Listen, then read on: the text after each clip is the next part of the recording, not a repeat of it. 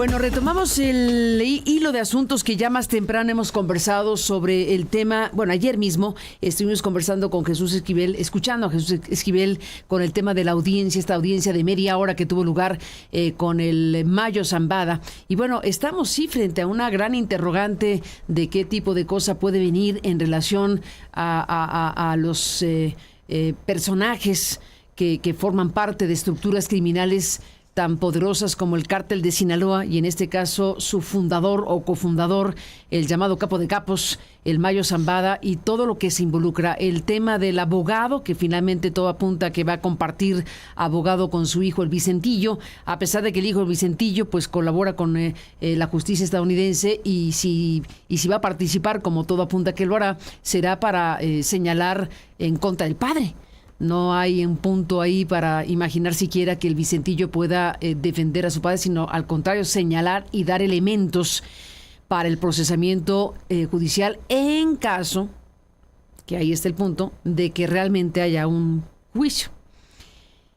Apuntan las cosas a que puede haber acuerdo y demás asuntos de los cuales hablaremos esta mañana con Ricardo Ravelo, nuestro colega periodista que está enlazado ya.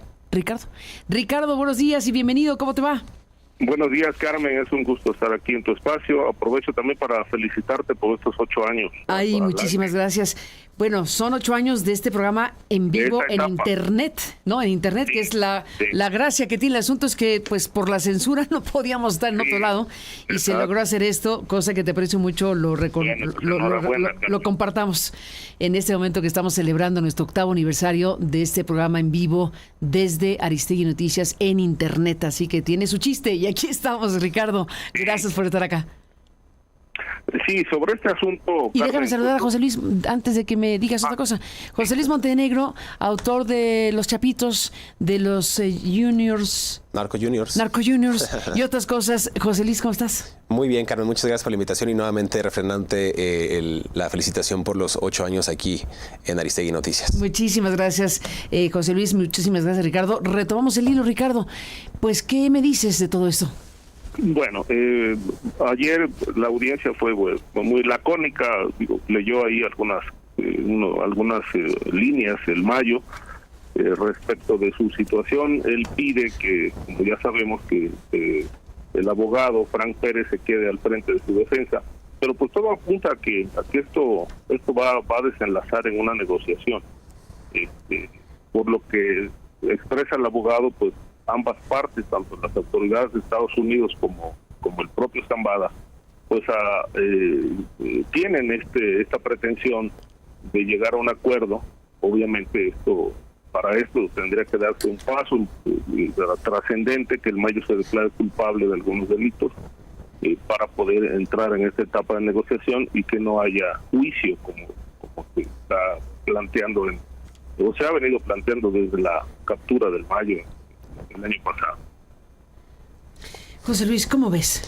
Yo creo que la audiencia de ayer. Sí, yo creo que duró muy poco, 30 minutos la audiencia, y ya estaba muy cantado. Creo que está apuntando la defensa legal del Mayo y están muy confiados también en que van a tener un acuerdo antes de que se logre esa culpabilidad. Lo explicaba muy bien al principio del programa de la intervención, Carmen. Creo que el Mayo fue muy tajante al decir: no quiero un abogado diferente, quiero a Frank Pérez. Esto a pesar de que, como bien lo mencionabas, en el juicio no va a poder utilizar los dichos o secretos que tiene del Vicentillo en contra del padre. Tienen otro abogado, el abogado principal, que podría interrogar en caso de que se llegue a un juicio en el banquillo de los acusados a el Vicentillo, y allí podría pues jugar una carta. ¿Quién es este otro? No recuerdo el nombre, no sé si Ricardo lo tenga por ahí. Es otro abogado que va a defender al Mayo Zambada, que él sí podría tener la posibilidad de interrogar al Vicentillo en caso de que se llegue al juicio, pero yo no creo. Yo creo que más bien están apelando a que nos quedemos para siempre ya con el secreto, Carmen, de qué sucedió con la entrega del Mayo Zambada.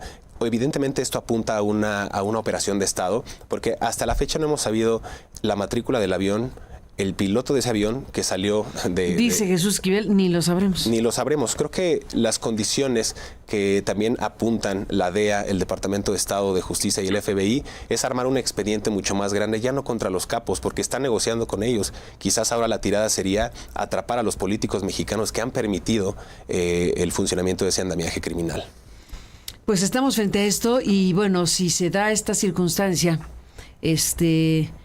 tendríamos que imaginar qué tipo de acuerdo, qué tipo de situación se puede dar, qué tipo de cosa puede ocurrir. Al final de cuentas, Ricardo, que es parte de la discusión que tenemos aquí en México sobre cuánto sabe el Mayo Zambada, qué puede decir en un acuerdo, qué tipo de cosas pueden suceder, pues con un personaje como este que se sabe, tiene toda la información respecto, por hablar de lo principal, que sería la narcoprotección de políticos, de gente que esté involucrada a lo largo de la historia por décadas con el crimen organizado, porque al final de cuentas tenemos sí estos cárteles poderosísimos que ya son verdaderas transnacionales, como el cártel de Sinaloa, pero eso uno dice no habría sido posible sin algún tipo de protección, colaboración desde el ámbito gubernamental, estatal y demás cosas. Ricardo.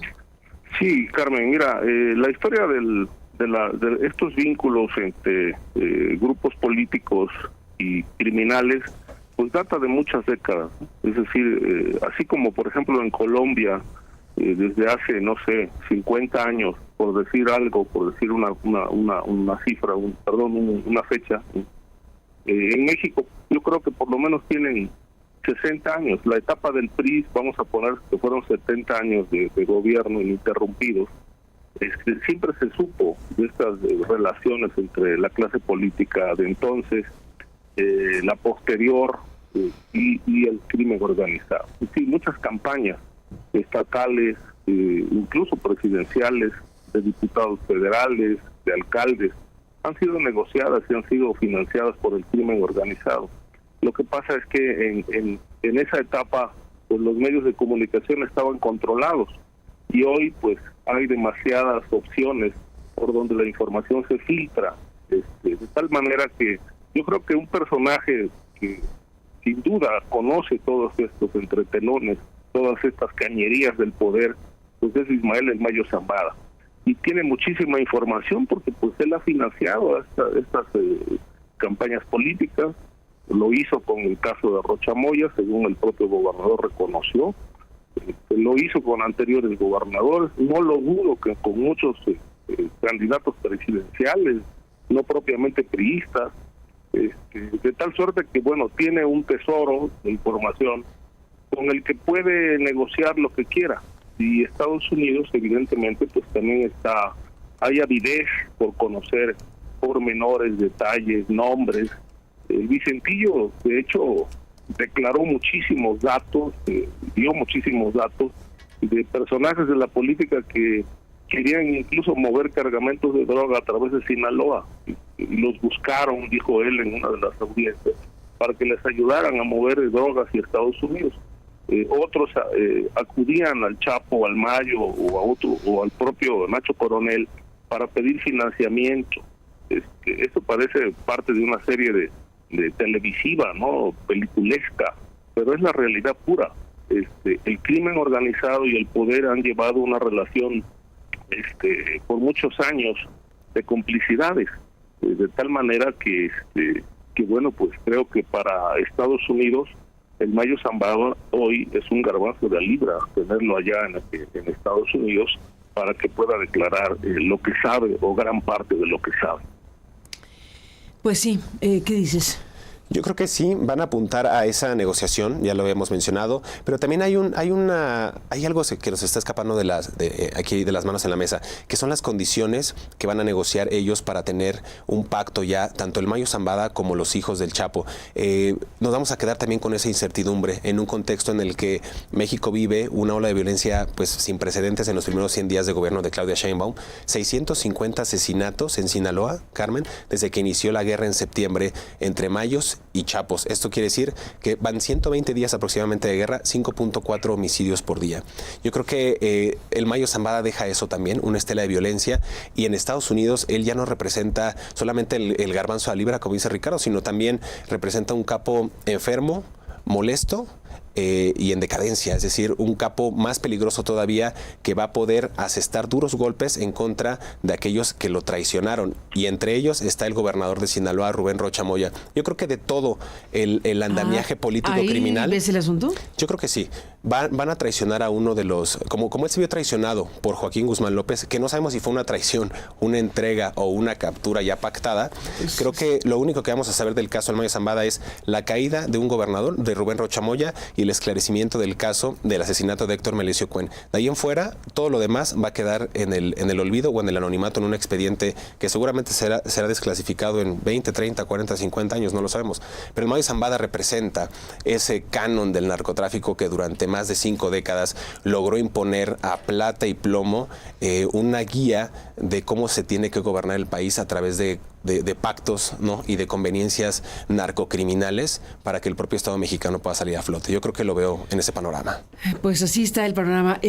Bueno, les querría proponer también, seguramente ya lo vieron, lo que se ha publicado en Proceso, del encuentro de María Scherer con el Mayo Zambada. Es una cosa que se da a conocer en estos momentos, y bueno, ahora les pregunto qué piensan de esto y de lo que está informando y comentando y narrando de una circunstancia pues extraordinaria, de un encuentro pues muy cercano ya a lo que fue o la entrega o lo que haya sido, ¿no? Cualquier cosa que haya sido la detención del Mayo Zambada ya en los Estados Unidos es la realidad. Pero bueno, lo anterior todavía tiene muchas preguntas abiertas. Ahí estamos con una situación que narra María Scherer en Proceso, que ahora retomamos, pero antes de ir con eso, me gustaría escucharlos respecto a lo que ha planteado Marco Rubio ayer en su comparecencia, en la comparecencia para la ratificación de este personaje como secretario de Estado de los Estados Unidos. Se habló de los cárteles, se habló en un tono, digámoslo, pues conciliador, en términos de que van a privilegiar o va a privilegiar el Departamento de Estado la colaboración con el Estado mexicano, con el gobierno mexicano, pero deja abierta la posibilidad de que si esto no resulta lo suficientemente bien, en pocas palabras, pues deja abierta la posibilidad a dos cosas: a que se declaren terroristas a los criminales, entendiendo que esto traerá repercusiones que él mismo explicó y que es una salida imperfecta para efectos prácticos, pero tampoco negó que pueda existir esa posibilidad. Y desde luego la parte que tiene que ver con una intervención de carácter militar que sería factible, posible, en caso de que lo que van a privilegiar pues no camine como debe caminar, que es la colaboración y cooperación. La presidenta esta mañana pues coincidió con Rubio respecto a las connotaciones y lo que significaría el tema de los terroristas criminales, pero en fin, deja ahí lo que deja ahí Marco Rubio. Ricardo Ravelo.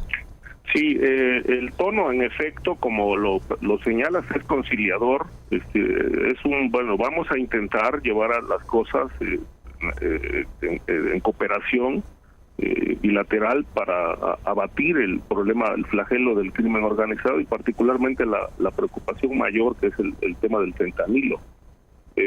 Pero para Marco Rubio y para toda la estructura política que está por asumir el poder allá en Estados Unidos el día 20 de enero, pues los grupos criminales mexicanos no son cárteles, son grupos terroristas. Así lo dijo él, y obviamente pues esto se combate de otra manera. Creo que pues son bastante condescendientes con considerar en este momento la cooperación con Estados Unidos, sobre todo porque esta cooperación se vino deteriorando mucho en los últimos años, los 3 últimos años del gobierno de López Obrador, particularmente después de la captura del general Cienfuegos en Estados Unidos. Ahí hubo un parteaguas, se fracturó en buena medida la relación con Estados Unidos, con la DEA, con las agencias, con el FBI, porque bueno, el gobierno mexicano mostró mucha molestia e incomodidad por la captura de un militar que se dijo estaba ligado a grupos criminales. Y esa relación pues no se recompuso. Había líneas de entendimiento, había comunicación, pero no la cooperación bilateral que debe haber entre México y Estados Unidos para efectos del combate criminal. Ahora, en esta nueva etapa, que empezará desde el primer minuto del 20 de la toma de posesión de Trump, pues bueno, hay muchísimos planteamientos y amenazas sobre la mesa. La cooperación implica que México tendrá que hacer su tarea. Creo que en este momento no la está haciendo. Hay un intento que a mí me parece interesante, que lo debieron haber hecho hace mucho tiempo, que es la operación Enjambre en el Estado de México. Pero esta operación Enjambre ya se debería estar aplicando en todo el país. Ya se deberían de estar declarando estados de excepción en las zonas críticas donde está la violencia disparada y sin control. Ya deberían de estar trabajando en investigaciones para pues ir desmantelando poco a poco la red patrimonial de grupos del crimen, de grupos políticos. Esto no lo vemos todavía, es decir, son todavía, hay muchos disparos, pero disparos al aire, no hay tiros de precisión en el tema del combate criminal. Y obviamente, bueno, pues esperemos que con la cooperación, pues México sí se vea forzado a hacer la parte que le corresponda, que es abatir, combatir, pero no solo en las calles, a los narcomenudistas, a los generadores de violencia, sino al otro peldaño al que no se toca, que es la estructura de poder que permite impunidad, que permite que se generen asideros para que el crimen organizado florezca, Carmen. Yo creo que esta tarea está pendiente y bueno, pues nos guste o no, va a ser la política que se va a llevar a cabo a partir del día 20. Y creo que aunque va a haber mucha presión, seguramente se impondrán los aranceles con los que Trump ha amenazado, pero creo que esto va a generar una sacudida tremenda en México. Y bueno, pues ya no quiero imaginar que el Mayo Zambada declara cosas que hasta hoy son secretas. Pues yo, abonando a lo que dice Ricardo Ravelo, también hay que tomar en consideración que esta jugada maestra de Donald Trump al poner a Marco Rubio como el jefe de la diplomacia estadounidense también es una oportunidad perfecta para Claudia Sheinbaum de desmarcarse de una vez por todas de la política de seguridad anterior, de su mentor, de Andrés Manuel López Obrador, de abrazos no balazos. Recordemos que Marco Rubio ha sido muy crítico de la administración de López Obrador, diciendo que él protegía cárteles. De hecho, estaba pensado o estaba orientado en generar también un expediente más grande en el que el exmandatario tabasqueño estuvo protegiendo a diferentes grupos, lo que decía Ricardo, mediante el financiamiento de campañas y demás. ¿En dónde?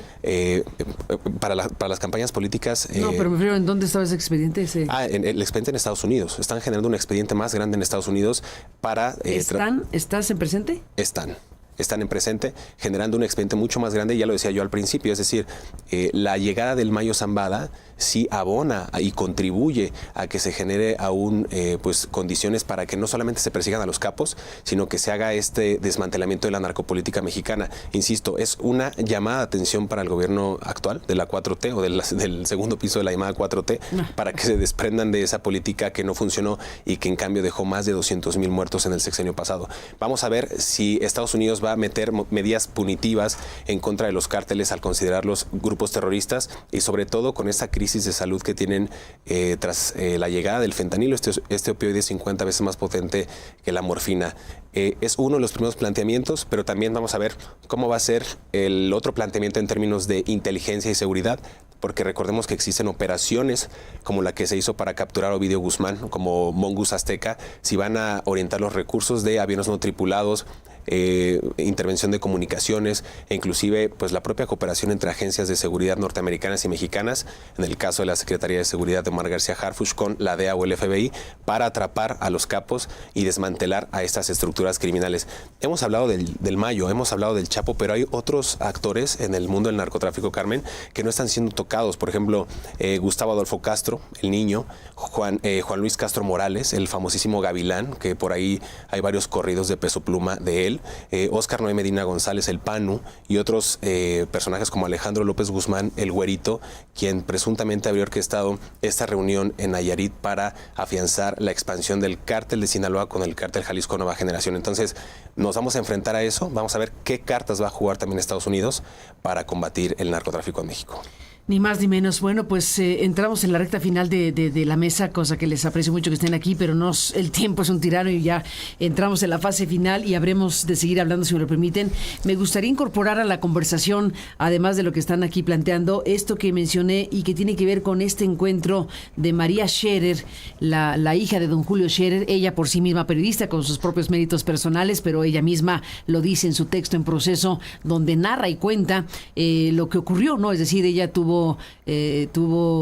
una noticia inicial en donde Jorge Carrasco, el director de Proceso, le dijo: te tengo que entregar algo en persona, en pocas palabras, y era un libro de don Julio que le pedía el Mayo Zambada que le autografiara. Imagínense qué cosa para María.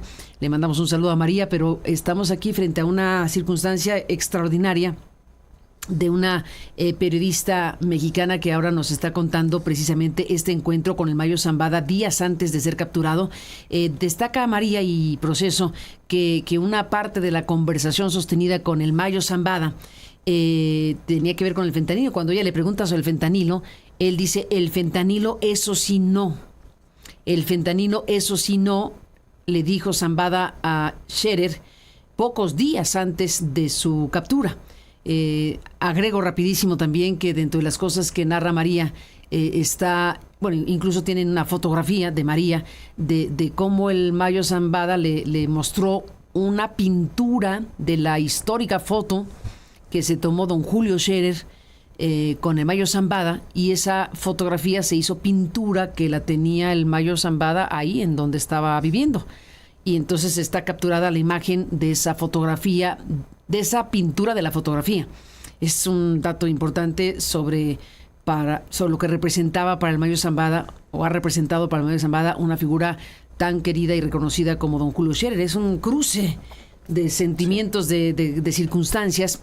Pero bueno, aquí el tema es que Ricardo, dice el Mayo Zambada, le dice a María Scherer, entre otras cosas, que le da la razón a López Obrador, que los balazos son peligrosos, así como la relación entre el gobierno y el narcotráfico. Conozco a gente metida en todos lados, dice el Mayo Zambada, con lo cual confirma lo que ya se sabe, que él conoce gente metida en todos lados, en la policía municipal, en la estatal, en la federal, incluso gobernadores.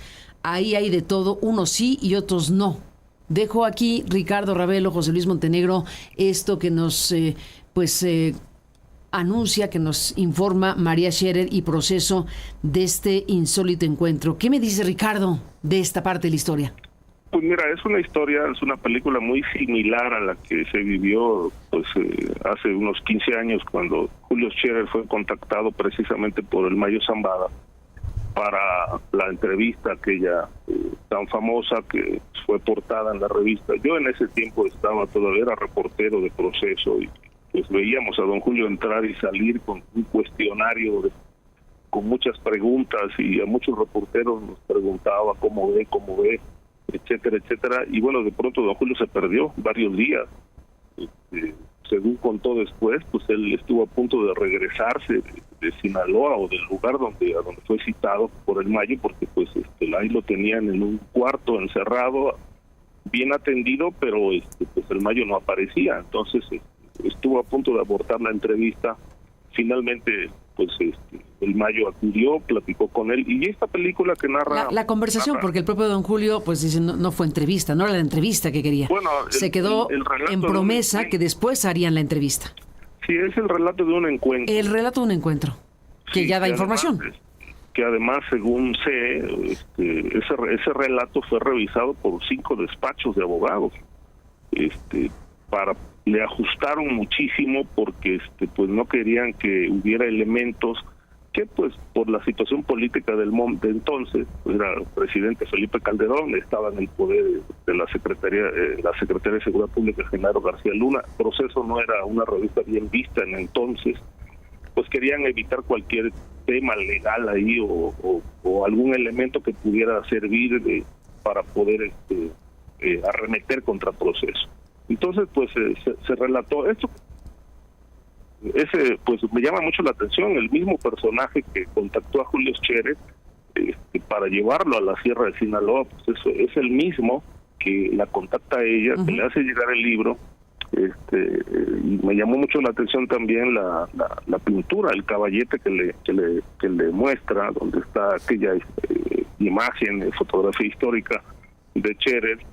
Yo creo que aquí, como en el mismo tono que le respondió a Julio Scherer, aunque creo que con María fue un poquito más abierto, con respuestas cortas, muy lacónico, etcétera. Creo que hay muchas cosas rescatables en esa entrevista que dan cuenta de quién es el Mayo Zambada como figura del narcotráfico. Esto, pues curiosamente, este encuentro con María Scherer, o esta entrevista que le concede a María Scherer, se da 2 semanas antes del secuestro del Mayo Zambada en Sinaloa. Esto es bastante significativo para mí, pues por la cercanía de las fechas.